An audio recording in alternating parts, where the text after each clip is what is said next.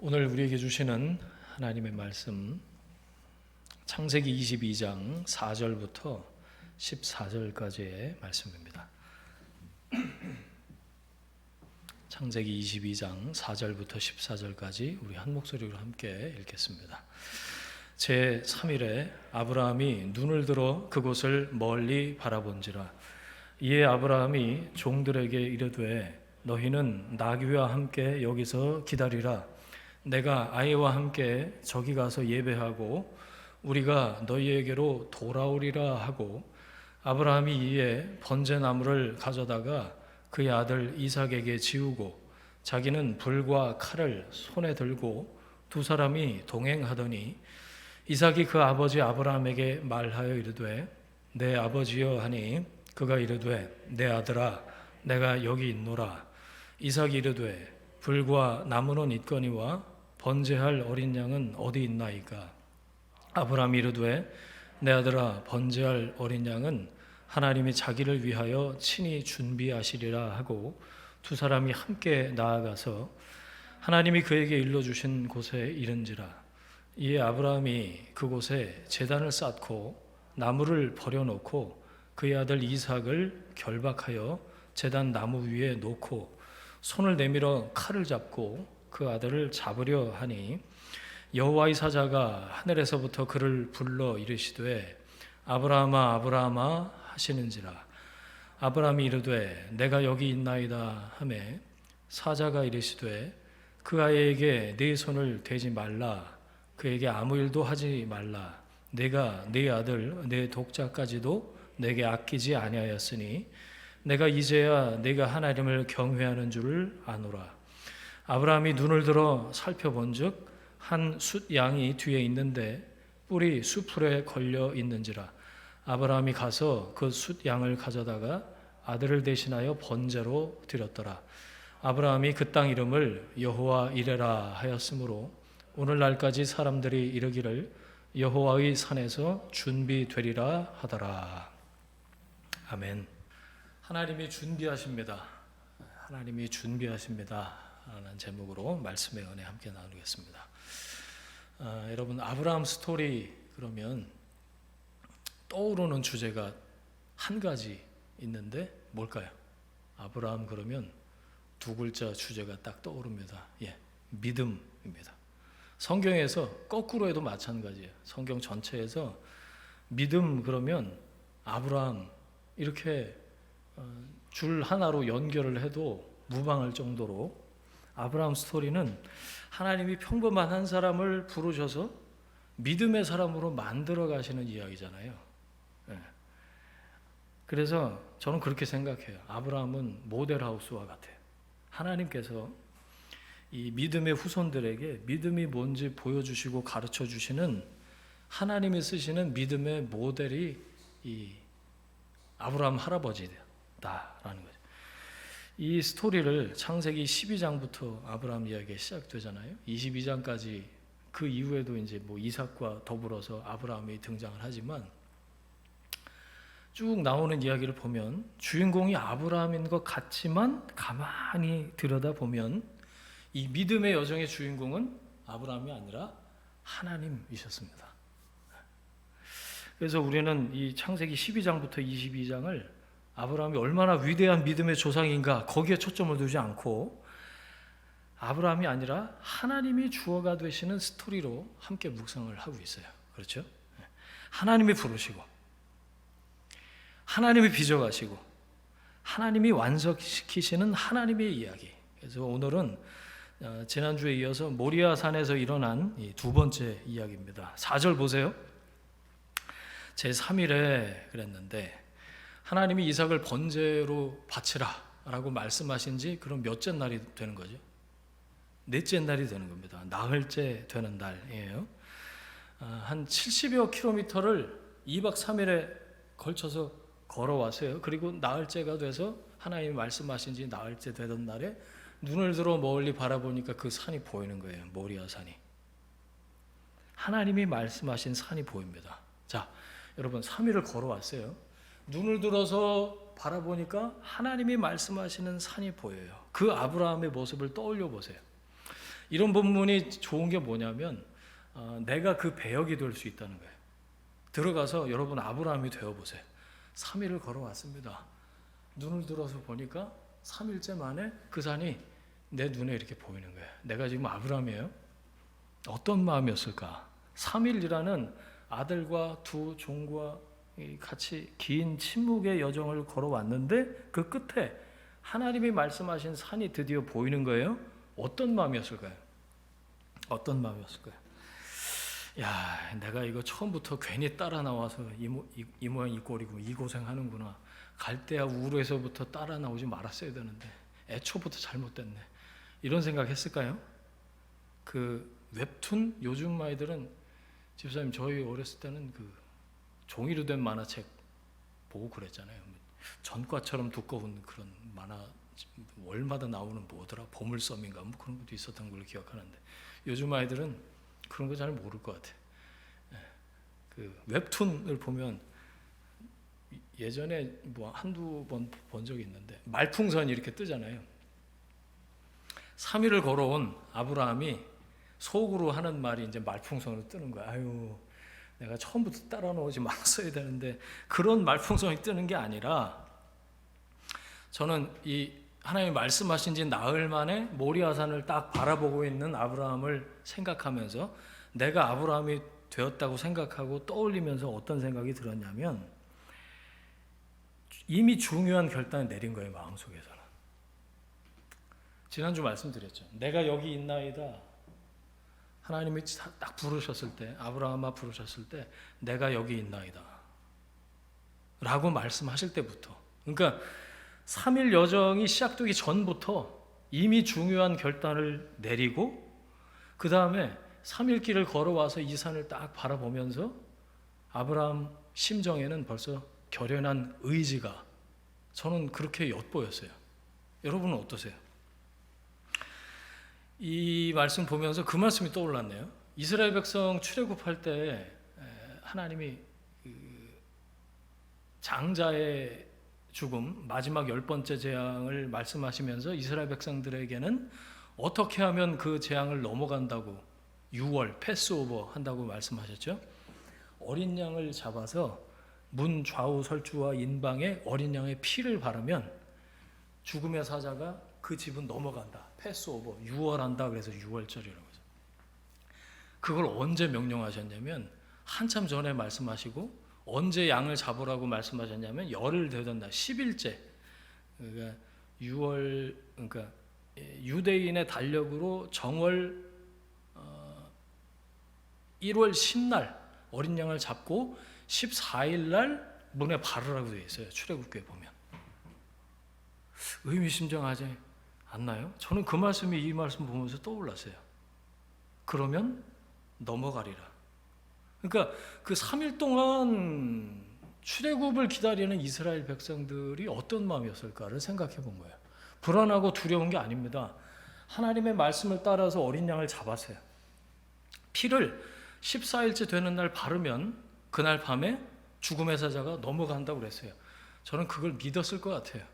믿었으니까 그렇게 했고 그걸 통해서 이스라엘 백성들이 죽음을 겪지 않고 애굽을 탈출한 거죠. 하나님의 약속을 믿고 말씀하신 대로 행하는 3일이었을 거다. 그게 떠오르면서요. 이 아브라함이 모리아산으로 가는 3일과 이게 오버랩이 돼서 이렇게 보였어요. 너무 갖다 붙이는 건가요? 저는 하나님의 역사를 기대하는 3일이었을 거다. 그런 생각을 해요.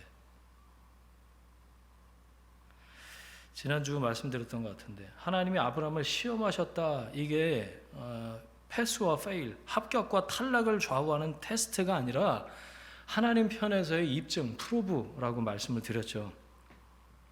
아브라함은 하나님의 부르심에 내가 여기 있나이다 라고 응답할 때 이미 순종을 결단했고 그 후로 3일 길을 걸어서 말씀하신 지 4일째 되는 날 모리아산을 바라보고 있는데 저는 그 3일이 고통스러운 3일이라고 생각이 들지 않더라고요.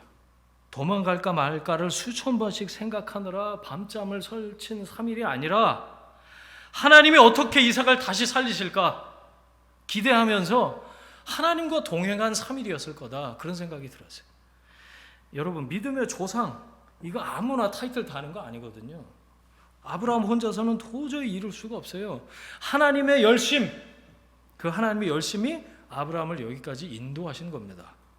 하나님이 만드신 그 믿음의 최종 결과물, 그 파이널 씬에서 순종하는 아브라함의 모습을 통해서 믿음의 후손들에게 보여주고 있는 거예요. 믿음이 뭔지. 떠남으로 시작되는 믿음은 포기하고 내려놓는 순종으로 완성이 된다. 하나님이 아브라함을 그렇게 만드셨다. 그걸 보여주고 계시는 거죠. 8절을 보세요. 8절에 나오는 하나님이 준비하신다. 이걸 히브리어를 좀 다르게 번역을 하면 하나님이 보고 계신다라고 할 수 있어요. 그 준비에다가 보고라고 쓰셔도 될 것 같아요. 그 뜻을 그대로 살려서 8절을 번역하면요, 이렇습니다. 하나님이 자기를 위한 어린 양을 보고 계신다. 자, 하나님이 어린 양을 보고 계신다. 이해가 되세요? 이 보다라는 말이요, 창세기 22장에 의미 있게 여러 번 나오는데, 사실 모리아 그 산 이름이요, 모리아라는 단어도 히브리어 라 보다에서 파생된 단어예요. 22장은 내 보는 거야. 아브라함이 보고 하나님이 보시고, 산 이름도 보다고.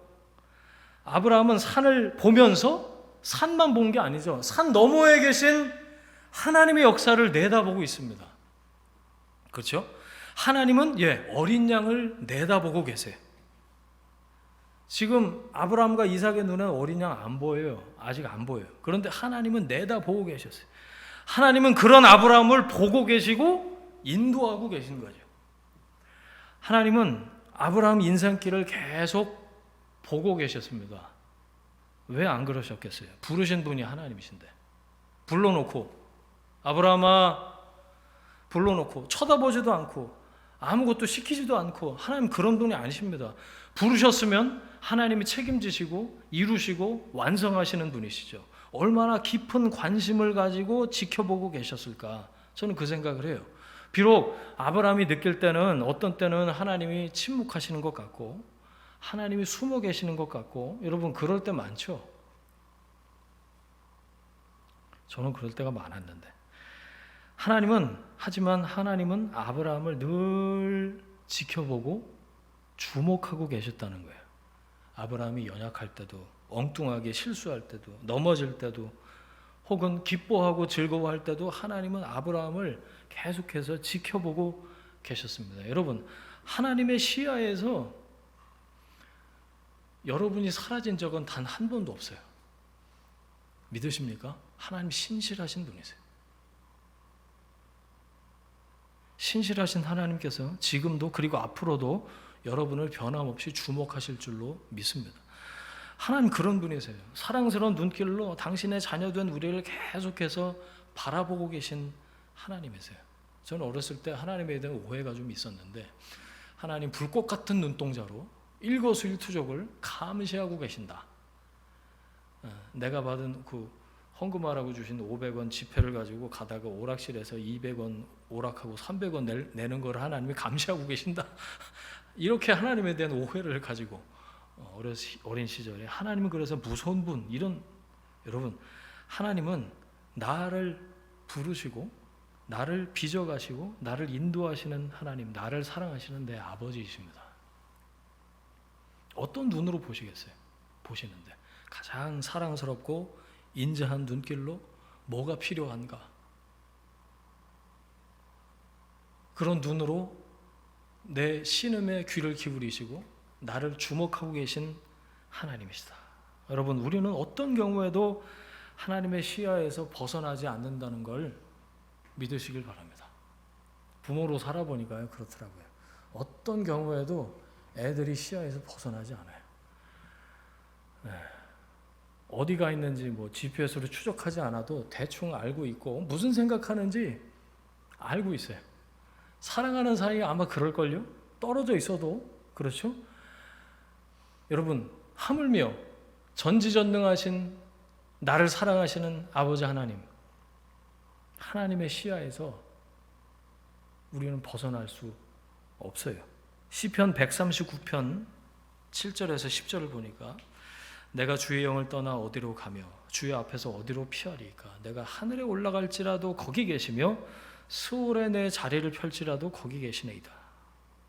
내가 새벽 날개를 치며 바다 끝에 가서 거주할지라도 거기서도 주의 손이 나를 인도하시며 주의 오른손이 나를 붙드시리이다. 하늘에 올라가도요, 지옥과 같은 곳에 자리를 펴도요, 새벽같이 밤새도록 도망갔다는 거예요. 새벽같이 가서 바다 끝에 가도 거기서도 주의 손이 나를 인도하신다. 주의 오른손이 나를 붙드신다. 시편 저자의 고백이 우리의 고백인 줄 믿습니다. 나를 만드시고 나를 부르신 하나님께서 나를 하나님의 사람으로 만들어 가고야 마신다. 5절 말씀 보세요. 이에 아브라함이 종들에게 이르되 너희는 나귀와 함께 여기서 기다리라. 내가 아이와 함께 저기 가서 예배하고 우리가 너희에게도 돌아오리라 하고, 거기에 동그라미 치실 때가 있는데 우리가라는 데 동그라미를 한번 쳐보세요. 밑줄을 그어보세요.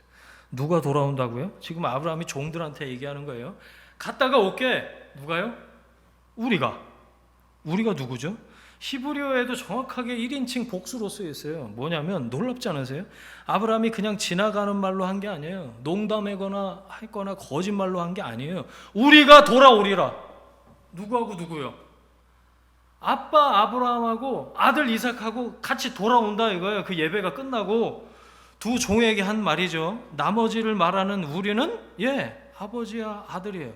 내가 아들 데리고 저기 올라가서 예배 드리고 우리 둘이 다시 돌아올 거야 라고 얘기를 한 거예요. 그냥 한 말이 아닙니다. 농담한 게 아니에요. 그럴 거다라고 추측한 게 아닙니다. 아브라함은 이미 믿음을 가지고 하나님이 준비하신다. 이삭을 내가 죽여도 하나님이 다시 살리신다. 이런 믿음을 가지고 3일길 걸어온 거예요. 그렇지 않고서야 종들한테 이런 표현을 어떻게 할 수 있어요? 우리가 돌아오리라. 우리가 돌아오리라. 세상에 어떻게 이런 말을 할 수 있을까요? 19절 보세요. 이에 아브라함이 그의 종들에게로 돌아가서 함께 떠나 브엘세바 이르러 거기 거주하였다. 5절에서 종들에게 이야기한 대로 이삭과 함께 돌아왔습니다. 그렇죠? 19절은 이미 이 모리아산 스토리 사건이 끝난 이후잖아요. 4절과 5절 사이를 한번 보세요, 여러분. 아무것도 없죠. 뭐가 있어요. 4절과 5절 사이에 제가 4.5절을 불러드릴게요. 4.5절. 저 2단 아닙니다. 4절과 5절 사이를 이렇게 보면 뭐가 떠오르냐면 제가 이렇게 지금 말씀드리는 게 아마 떠오르실 거예요. 아브라함의 독백이에요. 이삭을 번제로 바치라고 하시네. 그러면 내가 이삭을 죽여야겠구만. 내가 이삭을 죽이면 하나님이 살리시겠구나. 어떻게 살리실지는 잘 모르겠어. 하지만 영원하신 하나님이 분명히 이삭을 다시 살려내시고 우리는 다시 브엘세바로 아내가 기다리는 집으로 함께 돌아가겠구나. 그리고 5절. 저는 4.5절이 제 눈에 그렇게 보이더라고요. 여러분 로마서 4장 18절을 함께 한번 찾아서 보겠습니다. 로마서 신약성경 로마서 4장 18절입니다. 같이 한번 읽어볼게요. 아브라함이 바랄 수 없는 중에 바라고 믿었으니 이는 내 후손이 이같으리라 하신 말씀대로 많은 민족의 조상이 되게 하려 하심이라. 아브라함이 어떻게 믿었다고요? 바랄 수 없는 중에 바라고 믿었다. 하나님이 하신 약속의 말씀, 많은 민족의 조상이 될 거야. 그 언약을 붙잡았다는 거예요. 그러니까 도저히 인간적으로는 바랄 수 없는 중에 바라고 믿었다. 이런 표현이 나오는 거죠. 언약을 붙잡았어요. 딴 게 뭐가 있겠어요? 하나님이 말씀하신 그 말씀의 약속을 붙잡았다는 거예요. 그 앞에 4장 17절 한번 보세요. 그가 믿은 바 하나님은, 아브라함이 믿은 하나님은 어떤 분이신가가 거기 나오는데, 죽은 자를 살리시며 없는 것을 있는 것으로 부르시는 이. 아브라함이 믿은 하나님은 이런 하나님이었어요. 죽은 자를 살리시는 하나님, 없는 것을 있는 것으로 부르시는 하나님. 여러분, 여러분에게 하나님은 어떤 분이십니까? 저는 그게 중요하다고 생각해요. 이건 뭐 아브라함 얘기고, 나에게 하나님은 어떤 분이신가? 여러분도 이 로마서를 기록한 바울처럼, 그렇게 믿었던 아브라함처럼 하나님이 그런 분이시라고 고백을 하십니까? 우리는 죽은 자를 살리시고 없는 것을 있는 것으로, 그러니까 무에서 유를 창조하셨다, 그거예요. 말씀으로 온 우주를 창조하신 창조주 하나님을 믿는 거잖아요. 그죠? 매주 우리가 고백합니다. 예배 시간에. 우리 코인원의 시간에 사도신경 잠시 나눴잖아요. 우리가 뭘 믿는다고요? 나는 전능하신 아버지 하나님, 천지의 창조주를 믿습니다. 이게 빈말이 아니라면요, 하나님 우리의 믿음대로 그렇게 이끄신다. 여러분, 하나님이 아브라함에게 말씀하시는 것처럼 순종을 여러분에게 요구하셨다면 순종할 수 있도록 하나님이 준비하실 겁니다. 그러니까 걱정할 이유는 사실 없어요. 왜? 하나님이 이미 어린 양을 보고 계셔요. 다 죽고 끝나는 게 아닙니다. 나의 이삭, 가장 귀한 것을 각을 떠서 불태워서 바치길 원하시는, 인신제사를 요구하시는 잔인하고 섬뜩한 하나님이 아니십니다. 하나님이 여러분에게 어떤 순종에 대해서 말씀하시고 순종을 요구하셨다면 하나님이 보실 때 순종하실 때가 된 거예요. 순종을 말씀하실 때가 된 거고, 여러분은 그 순종에 대해서 들으실 만한 때가 되신 거예요. 나는 인정하고 싶지 않을지 몰라도 대체적으로 그렇더라고요.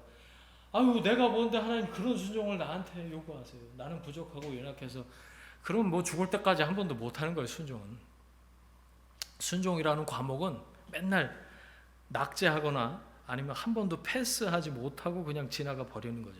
여러분, 하나님이 순종을 요구하실 때는 순종의 요구를 들을 만한 믿음의 수준이 된 겁니다. 나의 선택과는 상관없이 하나님 편에서 다 준비해 놓으시고 순종을 말씀하시는 거예요. 자, 그러면 우리의 정상적인 반응은 뭘까요? 뭐라고 해야 될까요? 우리가 돌아오리라. 그러면 돼요. 우리가 돌아오리라 믿음의 고백을 하면 된다고요.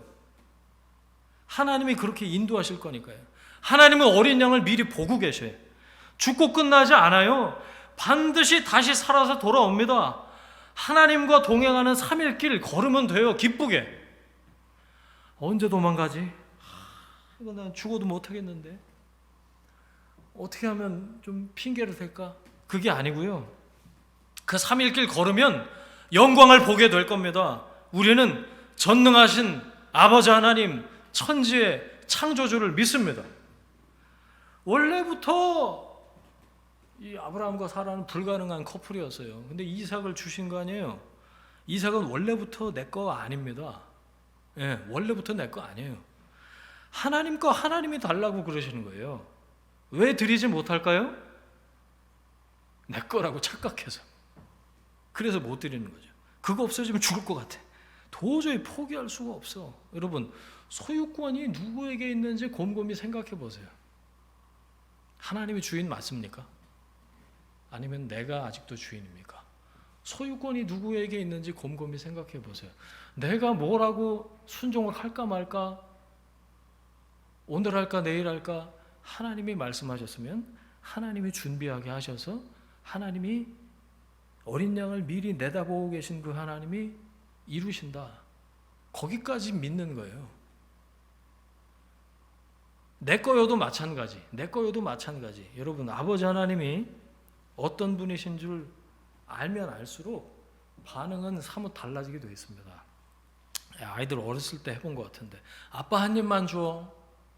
왜 그럴까요? 아빠가 뺏어 먹으려고요? 아니요. 최소한 저는 그렇지 않았어요. 아빠 한 입만 줘. 아빠는 그거 하나 주면 몇 개 사주죠? 100개라도 사줄 수, 100개가 필요 없지만 100개라도 사줄 수 있는 존재예요. 왜 못 줄까요? 아이 입장에서. 아빠가 다 뺏어 먹을까 봐? 아니면 아빠는 100개 못 사줘. 뭐 아빠에 대한 능력을 의심해서 주저주저 하는지도 모르겠어요. 여러분, 하나님이 달라고 하실 때는 우리가 드리는 신용만 해도 하나님은 이미 내가 받았다, 충분하다라고 말씀하시는 분이세요.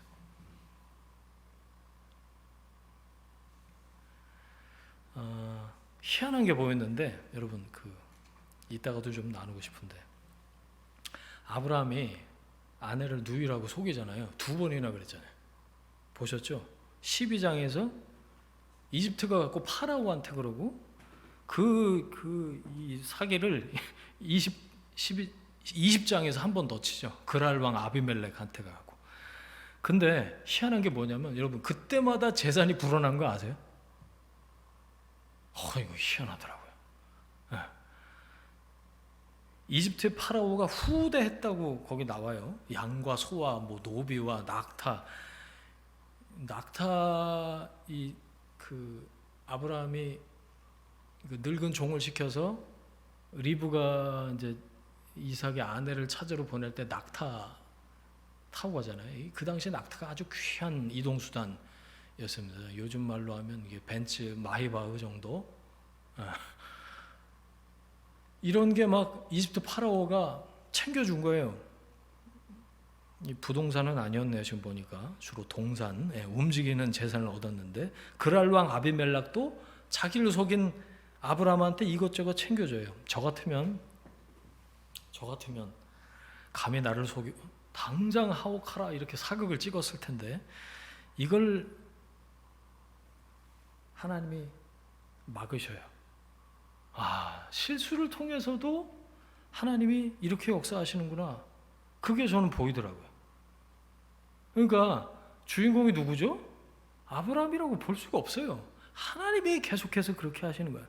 하나님이 실수한 아브라함을 챙겨서 파라오와 아비멜렉의 마음을 막고 시도를 막고, 그리고 다시 아브라함 챙겨서 재산 챙겨서 돌려보내시는 거죠. 빈손으로 돌려보내지 않으셨어요. 실수한 아브라함을.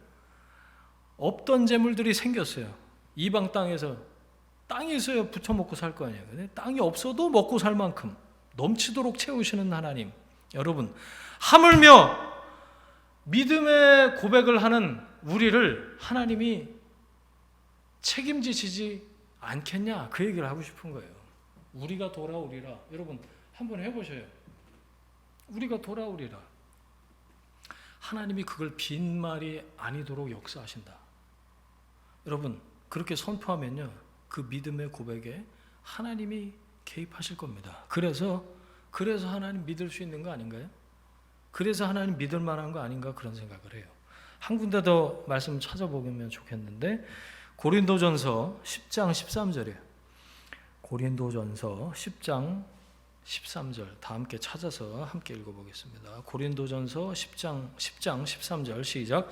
사람이 감당할 시험밖에는 너희가 당한 것이 없나니 오직 하나님은 미쁘사 너희가 감당하지 못할 시험당함을 허락하지 아니하시고 시험당할 즈음에 또한 피할 길을 내사 너희로 능히 감당하게 하시느니라. 아멘이세요 여러분? 잘 생각해보고 아멘 하셔야 돼.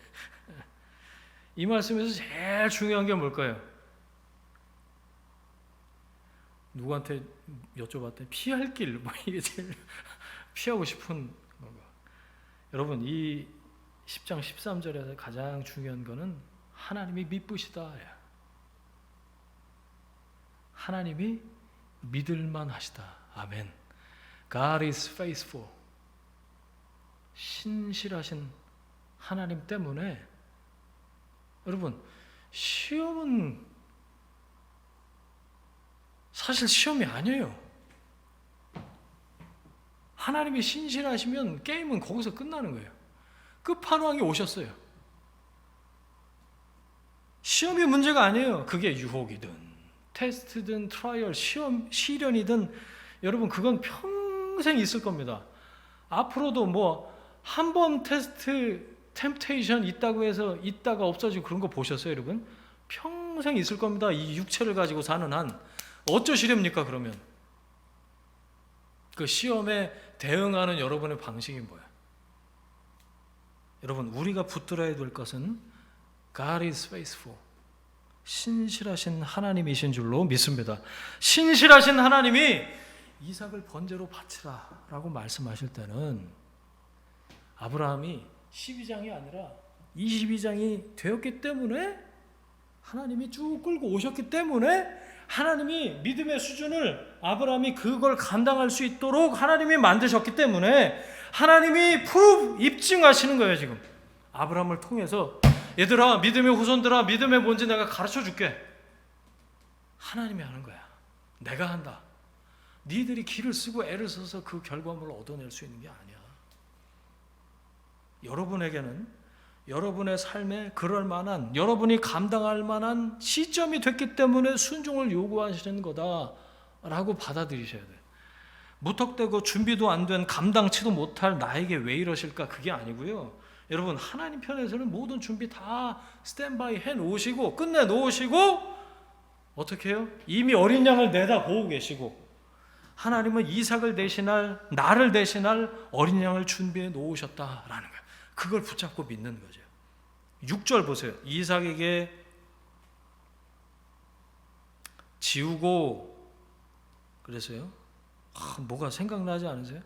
하나님이 인간들에게 짊어져야 될 십자가를 독생자 예수 그리스도에게 옮겨 지우신, 예수 그리스도의 대속, 그 사역이 연상이 되는 장면입니다. 말씀드렸죠. 여기가 아람 문화의 타작마당이고, 솔로몬 성전 터고 나중에 골고다 언덕이 된 곳, 모리아산이 골고다 언덕이에요. 신약이 오면 이삭이 자기 태울, 번제할 나무를 지고 올라가는 게 예수 그리스도의 대속 사역을 연상시켜 주고 있다는 거죠. 7절에 아들이 물어봅니다. 드디어 여기까지 어떻게 그냥 입을 꾹 닫고 참았는지 아주 기특하면서도 이상해요. 아빠, 불과 남은 여기 있는데 번제할 어린 양은 어디 있어요? 여러분이 아브라함이라고 생각하고 아들이 이 대목에서 이렇게 나한테 물어본다라고 생각해 보세요. 어떨까요?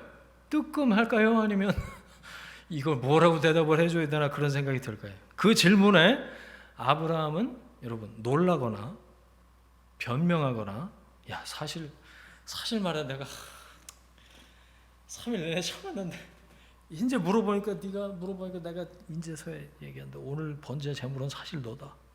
이렇게 아주 민망해하고 미안해하면서 말하지 않았어요. 그렇죠? 8절 보세요. 내 아들아, 번제할 어린 양은 하나님이 자기를 위하여 친히 준비하시리라. 야, 이건 담담하게 자기의 믿음, 자기가 내다보는 것, 하나님이 어떻게 하실 것인지를 말하고 있는 거죠. 이삭은 이 아버지 아브라함의 이 말을 어떻게 알아들었을까? 성경이 안 오니까 몰라요. 근데 그 뒤에 나오는 반응으로 우리가 살펴볼 수가 있죠. 9절 10절이에요. 하나님이 그에게 일러주신 곳에 이른지라. 이에 아브라함이 그곳에 제단을 쌓고, 잘 보세요, 나무를 버려놓고, 아브라함이 지금 주어죠. 그의 아들 이삭을 결박하여, 누가 누구를 결박한 거죠? 제단 나무 위에 놓고 손을 내밀어 칼을 잡고 그 아들을 잡으려 하니, 죽이려고 하니 그 뜻이죠. 자, 아브라함 전체 스토리에서 가장 극적인 바로 이 장면, 가장 이상한 그림을 찾아보세요. 자, 9절 10절 이상한 그림 찾기 시작. 다 이상해요. 다 이상해. 네? 자, 100살이 훨씬 넘은 이 아버지가 아니에요. 사실 할아버지 나이지. 그죠? 아버지가 혈기왕성한 아들을 결박해서 묶어서 제단 나무 위에 올려놓고 칼을 들었답니다. 다 이상한데 뭐가 가장 이상해 보이세요? 여러분이 이삭이라면 어떻게 하셨겠냐고요. 그거 해보셨어요? 저는 저기 이제 부목사로 사역하면서 여기저기 그 갈 때마다 청년부 맡아서 수련회 가면 그거 했어요. 스킷 드라마. 그러니까 아침에 묵상한 본문을 가지고 저녁 때 조별로 준비를 해갖고 연극 발표를 해봐라. 너무 재밌더라고요. 예전에 이 장면을 어떤 팀이 이렇게 만들었는데 상상력을 발휘한 거죠. 아버지가 허리를 못 펴. 그럴 것 같아. 늙어서 아브라함이 허리를 못 펴는 막 이렇게 분장까지 했는데, 그러니까 아버지가 아들한테 말을 해요. 이렇게 말해요. 아유, 제단 위로 올라가라. 그러니까 이삭 역을 맡은 형제가 묻지도 따지지도 않고 올라가는 거예요. 제단 위로 이렇게 테이블을 쌓아놓고 그걸 제단이라고 해놓고 이제. 그러니까 아버지 아브라함 역할을 맡은 그 할아버지 분장을 한 형제가 주방 식도를 이렇게 잡고 아들을 찌르려는 신용을 했죠. 나중에 이제 끝나고 나서 그 팀의 그 본문 해석을 제가 칭찬해 줬어요. 일단 아브라함이 아들에게 구구절절 그 제단 앞에서 사실은 말이야, 이삭아, 네가 막 눈물을 뭐 이러면서 성경에 나오지도 않은 이야기를 하지 않았다는 거, 그거 굉장히 잘한 거다. 제가 그렇게 칭찬을 해줬고, 또 하나는 할아버지 아브라함이 건장한 아들 이삭을 번쩍 들어갖고 제단 위에 올려놓지 않은 거, 그 해석을 칭찬해 줬어요. 그 조장이 그러더라고요. 조원들끼리 이 본문을 시나리오니까 아주 곰곰이 꼼꼼하게 들여다봤는데 꽤 장시간 토론을 했다는 거예요. 그리고 나서 나온 결론이 뭐냐면, 우리 최대한 성경에 나온 대로만 하자. 없는 말 지어내지 말고. 그리고 아브라함의 감정도 좀 담담하게 다루자, 이랬다는 거예요. 아브라함이 막 고뇌에 차서 그런 얼굴 막 울면서 어쩔 줄 모르고 막 칼을, 그렇게 울면서 아브라함이 칼을 잡게는 하지 말자라고 했다네요. 그래서 그 조한테 1등 줬어요. 저는 여기서 이 단어가 생각이 나는데, 여러분, 이삭의 동의가 없이 모리아산의 번제는 불가능했을 거다. 동의라는 단어가 떠올랐어요. 묶여요? 묶는다고? 제단 위에 진짜 이삭이 자기 이 힘으로 올라갔을지도 모르겠어요. 성경 안 나오니까 아브라함이 놓고 뭐 이렇게 표현을 해놨는데, 앞만 봐도, 그리고 할아버지 같은 아버지가 칼을 잡고 나를 찌르려고 하는데 가만히 있는다고요? 이삭의 동의가 없이는 이 번제는 불가능했습니다. 오히려 아들이 아버지를 제압하면 했죠. 그죠? 나를 묶을 때부터, 아버지가 나를 묶을 때부터, 결박하기 전에 이상한 낌새를 느꼈을 때부터 뭔가 액션을 취하지 않았을까요? 만약에 이삭이 저처럼 인프피? 소극적이었다면 계속 물어보는 거죠. 아버지, 그런데 어린 양은 어디 있나요? 제가 가서 잡아올까요? 이건 아닌 것 같은데. 뭐 그러지 않았을까? 어쩌면 아버지와 함께 돌로 제단을 쌓고 나무를 버려놓으면서 주변을 계속 두리번거렸을지도 모르겠어요. 아버지가 말한 어린 양이 도대체 어디 있나? 하나님이 준비하신다고 그랬는데. 여러분, 9절과 10절 안에 이삭의 행동에서 이삭의 동의와 순종이 보이십니까? 혹시? 네. 결박당하고 제단 위에 올라가서 나를 향하는 아빠의 칼날을 지켜보고 있는 이삭, 본인의 동의와 순종으로 제물이 된 겁니다. 사실상 죽은 것과 마찬가지예요, 이삭은.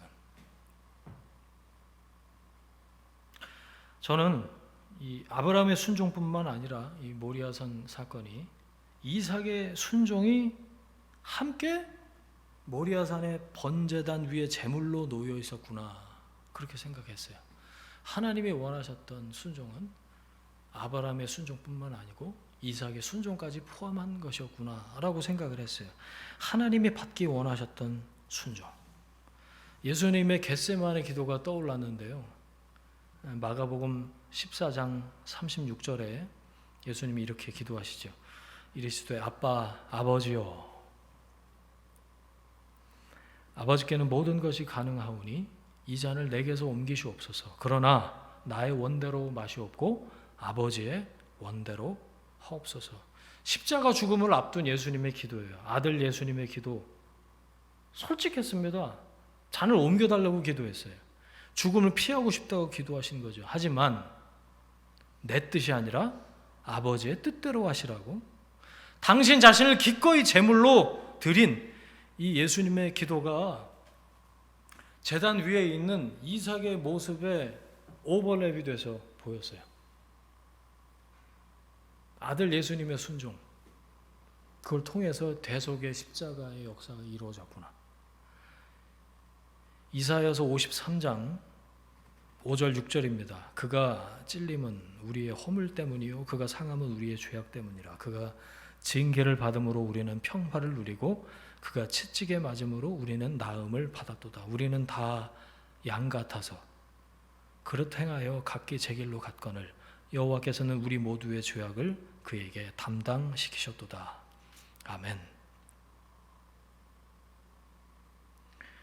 하나님은 이방 종교에서 하는 그 잔인한 인신제사를 요구하시는 게 아니에요.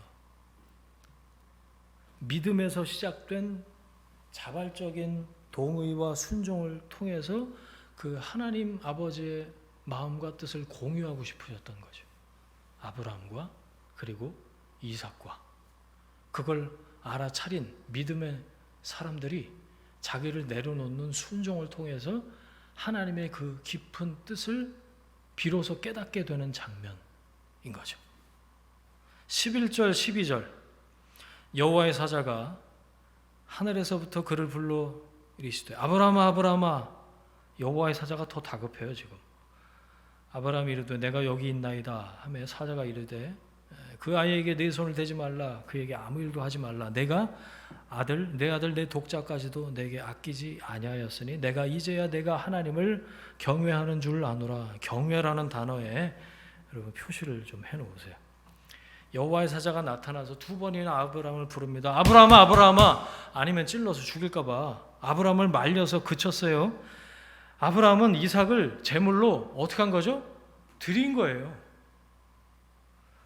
죽이려고 신용을 하면 하나님이 말리시겠지 이 생각으로 칼을 든 게 아닙니다. 이삭을 드린 거예요. 제물로 드린 겁니다. 이삭은요, 아버지의 뜻을 따른 거예요. 이삭은 죽은 겁니다. 사실상. 여러분, 말씀에 순종함으로 하나님을 경외하는 방법을 가르쳐 주신 거예요. 뭐가 깊어졌죠? 관계가 깊어졌어요. 자, 다시요. 믿음의 아브라함으로 대표되는 그 믿음의 여정을 보십시다. 떠남으로 시작이 됐어요. 순종으로 깊어졌고요. 어디까지 하나님께서 요구하시는지 보면 이제야 내가 나를 경외하는 줄 알겠노라. 하나님을 경외하는 단계까지 깊어지기를 하나님이 원하셨다라는 거예요. 경외가 뭔데요? 하나님을 fear, 두려워하면서 사랑하는 것. 이게 동시에 양립할 수 있는 게 하나님께 대한 감정, 하나님께 대한 우리의 태도, 하나님께 대한 우리의 마음가짐이라는 겁니다. 경외, 사랑하면서 두려워하는 것. 여러분 이걸 어디서 경험하죠 우리가? 예배입니다. 그게 바로.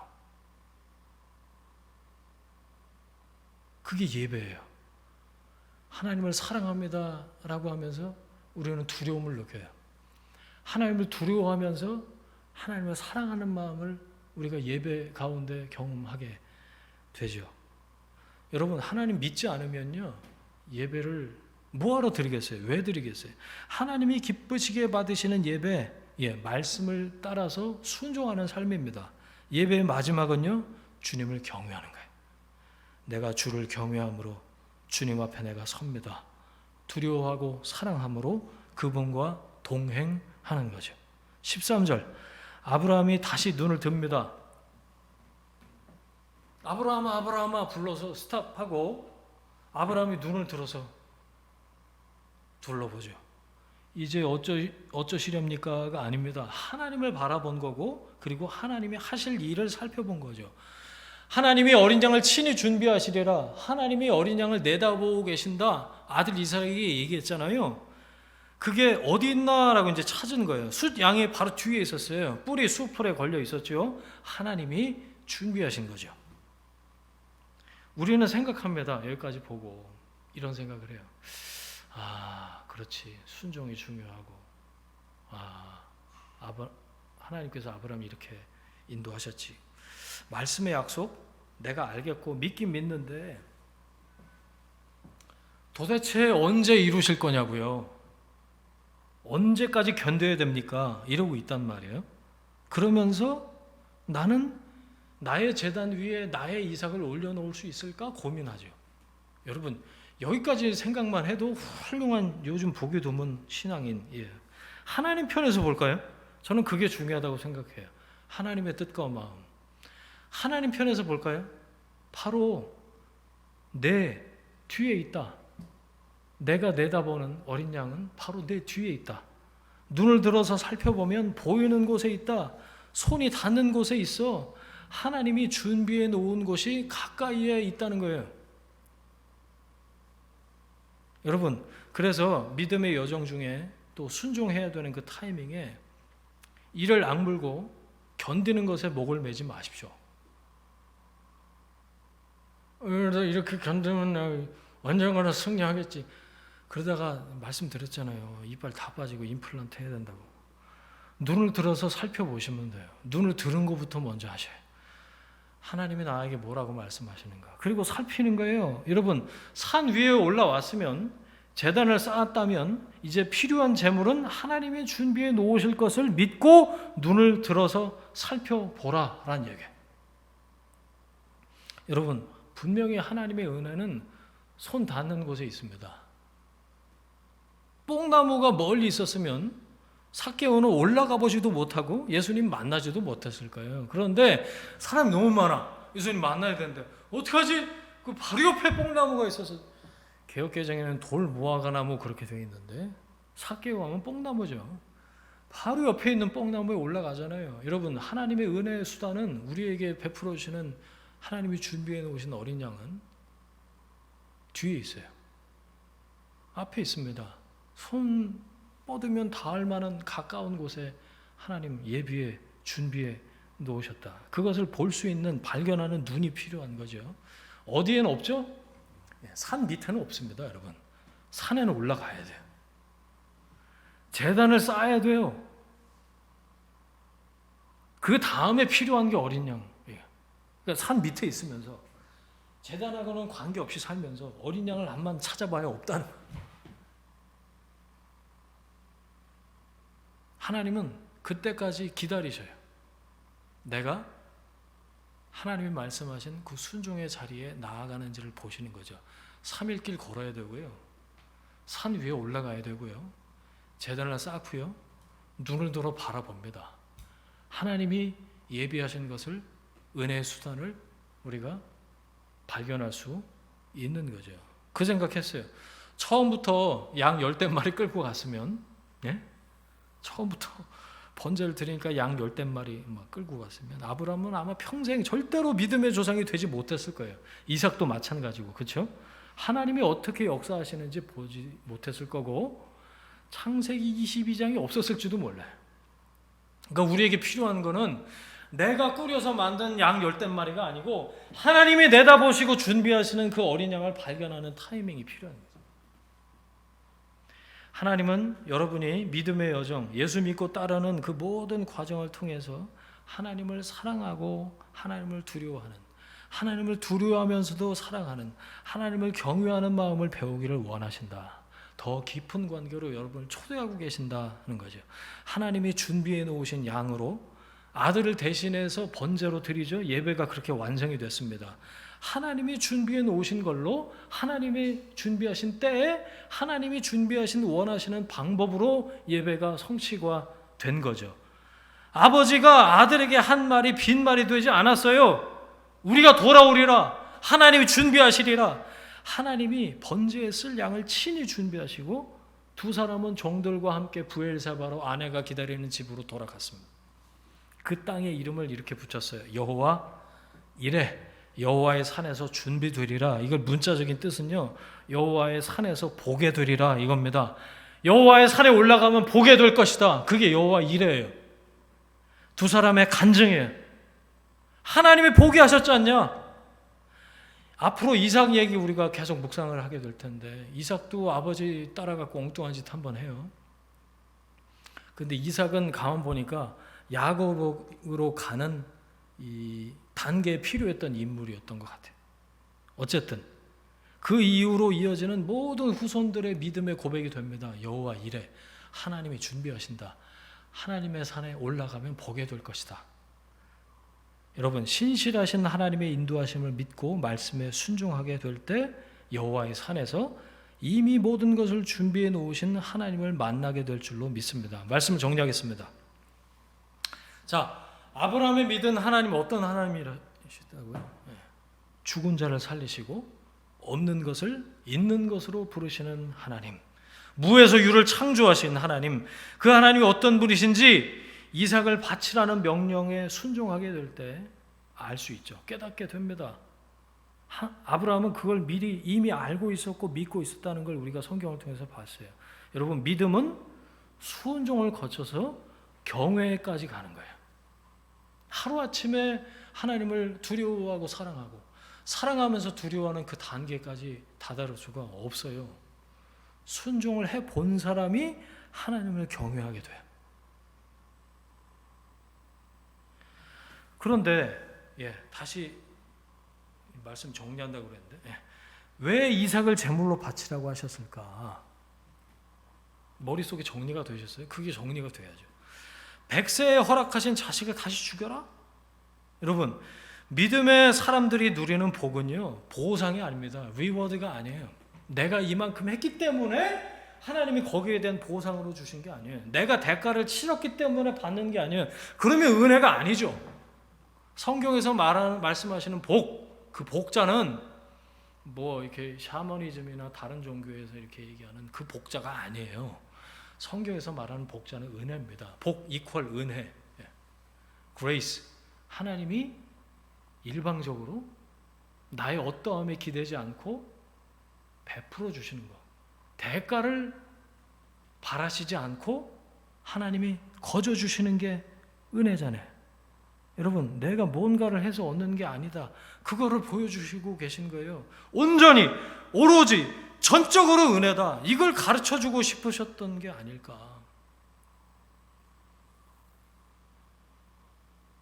아브라함이 믿음의 조상이 되는 건요, 철저히 하나님이 하시는 일이에요. 처음부터 끝까지 아브라함한테는 복을 받을 만한, 은혜를 받을 만한 이유도 없고요, 원인도 없고요, 근거도 없어요. 그걸 분명하게 보여주시는 사건이 모리아산 사건. 내 헌신이, 내 열심이, 내 믿음에 대해서 하나님께서 보상으로 은혜를 주시는 게 아니다라는.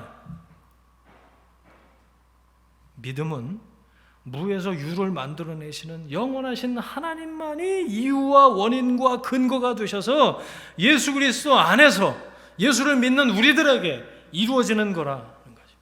여러분, 마음에 이래서는 안 되는데 이런 생각이 드신다면요, 여러분 이미 하나님의 자녀 맞습니다. 그리고 하나님이 인도하시는 과정 가운데 계신 거예요. 이미 하나님께서 빌립보서 말씀에 여러분 안에서 시작하신 착한 일을 기어코 이루어내고야 마실 겁니다. 하나님이 완성하실 거예요. 부르신 분이 완성해 내실 겁니다. 여러분, 그래서 우리가 스스로에게 절망하고 스스로를 정죄하고 자신에 대해서 판결을 내려서는 안 될 까닭이 여기 있는 거예요. 하나님의 열심, 나의 무기력과 나의 무능력과 나의 비겁함, 내 못난 것에 영향을 받지 않으세요. 그것들을 뚫고 기어코 나를 하나님의 사람답게 믿음의 사람으로 하나님이 빚어가실 줄로 믿는 것이죠. 여러분, 염려하지 마세요. 하나님 안에 머물러 계십시오. 말씀을 붙잡으세요. 믿음 안에 순종을 통해서 하나님을 경외하는 자리에까지 가세요. 하나님이 이루십니다. 하나님이 준비하십니다. 함께 기도하겠습니다. 우리가 이 시간에 들은 말씀, 깨달은 말씀, 붙잡은 말씀 가지고 함께 기도할 텐데, 믿음과 순종, 또 경외, 예배라는 주제를 여러분 떠올리시면서 기도하셨으면 좋겠고, 하나님이 준비하십니다. 이 말씀에 여러분 반응하십시오. 어떻게 반응하시겠습니까? 깨달음과 결단으로, 간구로 하나님 앞에 함께 나아가겠습니다. 이 시간에 합심해서 함께 기도하겠습니다. 하나님 아버지 감사합니다. 말씀 주시고 말씀 깨닫게 하시니 감사합니다.